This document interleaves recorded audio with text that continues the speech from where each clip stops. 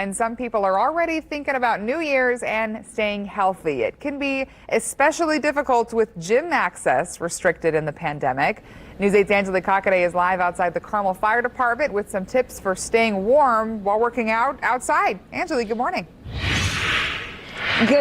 Good morning, Brenna. That's right. Well, listen, it is 18 degrees here in Carmel, but I have seen at least a half a dozen people on the Monon behind me running. So getting active outside in these cold winter months isn't impossible. I'm back with firefighter Tim. How are you? I'm doing great, thanks. Yeah, You moved a little bit of your layer since our last some hit. of the layer, yeah. As I get out here, start to move around, the sun's coming out, so we're getting that vitamin D we talked about, and just the energy that the sun brings. Some of that daylight kind of helps bring some life into you and just make you feel better, even in the cold. We'll talk about the importance of layering. I know that's something we've been talking about all morning. Yeah, you want to make sure you have layers on. One, to keep you warm, and that's the same way, you know, in a fire that our gear keeps us safe from the heat, is those layers.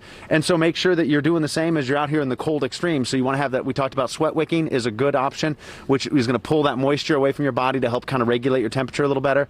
And then you want to have layers so you can stay warm in this cold. And if it's sub-zero, you probably want to just stay in that day. But other than that, you know, get out, get active, and let's burn some calories. Well, let's burn some calories, right? So obviously, one way to do it is easy. Instead of maybe starting that snowblower up this year, grab the snow shovel. And if it's going to snow a lot, what I like to do is I like to take that as kind of my all-day workout. Right. So you go out 3 and 4 times. You get an inch or two, you go out and you shovel it off.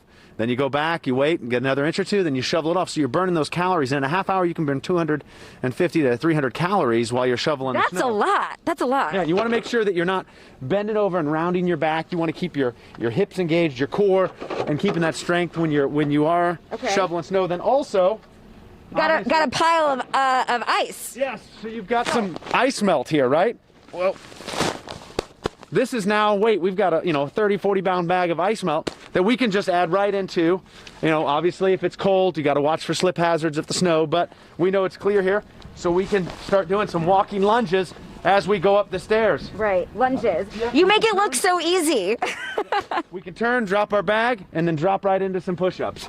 No problem. Right here, we're getting our core, our strength, we're getting our heart rate up, and we're outside in the cold. We're staying warm with our layers. And I love it how we're just using everyday things like the shovel. These are things that people have in the garage. Everybody has this at their home. You've got layers of clothing, put them on. You maybe have a sandbag or salt. You've got a shovel. All right. Get outside, and it's cheap and free, and you'll stay healthy. Go. So stay and stay hydrated as well, because even though it's winter, you still can sweat and you want to stay hydrated. Very much. All right, good tips. Stay with us for more. Brenna, back to you for now. He's so inspiring. It's so cold out there. You are too, Angelique. Way to go. Thanks for lifting our spirits this morning. It's now 8:09. Today